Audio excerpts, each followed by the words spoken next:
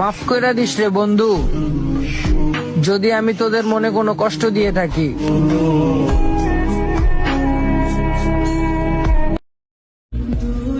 কিছু কিছু বন্ধু ছিল যাদের সাথে ঘন্টার পর ঘন্টা আড্ডা হতো, এখন তাদের শুধু স্ট্যাটাস দেখা হয়।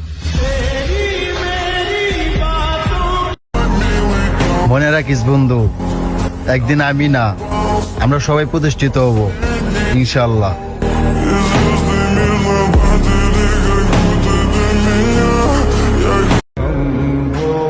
তুই চাইলেও অনেক বেস্ট ফ্রেন্ড পাবি, কিন্তু আমার মতন বন্ধু তুই কখনো কাউকে দিয়ে মিলাইতে পারবি না।